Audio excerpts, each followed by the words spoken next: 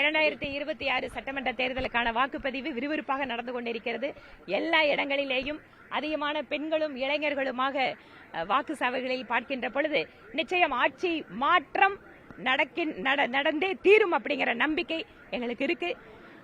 இந்திய அலையன்ஸ் திமுக இந்த அரசு போயாக வேண்டும் என்பதில் யாருக்கும் எந்த மாற்று கருத்தும் கிடையாது.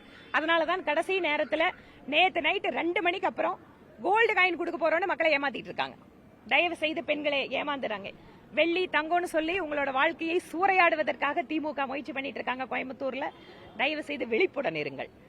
எல்லா இடத்துலயும் டிராமா பண்ணி கடைசி நிமிஷத்து வரைக்கும் ஏமாத்தினாங்க. தேர்தல் வாக்குறுதி கொடுத்த 5 வருஷ காலம் எதையும் நிறைவேற்றாம பெண்களை கடைசி வரைக்கும் ஏமாத்திட்டு இருந்த திமுக இன்னைக்கு நைட் 2 மணிக்கு மேல வீடு வீடா தட்டி கூப்பன் கொடுக்கறோன்னு கோல்டு அந்த டோக்கனை QR கோடோட போட்டு கொடுத்துட்டு இருக்காங்க. இதுக்கு முன்னாலேயும் ஆயிரக்கணக்கான பணத்தை இங்க வெள்ள மாதிரி பாய்ச்சி இருக்காங்க. ஆனால் எல்லாவற்றையும் மீறி கோயம்புத்தூர் மக்கள் மிக தெளிவாக முடிவெடுப்பார்கள். கோவை மக்களுக்காக உழைப்பவர்கள் யார், கோவை மக்களை சுரண்டுவது யார் என்பதில் அவர்கள் தெளிவாக இருக்கிறார்கள்.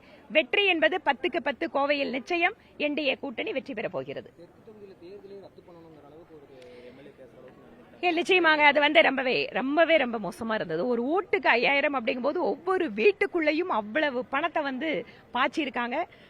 அது போக பரிசு பொருட்கள், இவ்வளவு பணபலம் அப்படிங்கிறது முழுக்க முழுக்க ஊழல் பணம். இதை மக்களுக்கு நான் தெரிவிக்க கடமைப்பட்டிருக்கிறேன்.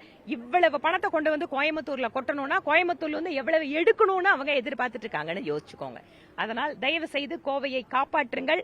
கோவையை கரூர் விஷக்கிருமியிடமிருந்து காப்பாற்றுங்கள். கோவையை கடந்த முறை போலவே திமுகவிடமிருந்து காப்பாற்றுங்கள். நிச்சயம் என்டிஏ ஆட்சிதான் அமைய போகிறது தமிழகத்தில். கோவையினுடைய வளர்ச்சி என்பது அடுத்த கட்டத்திற்கு செல்ல போகிறது. அதுல எந்த மாற்றமும் கிடையாது.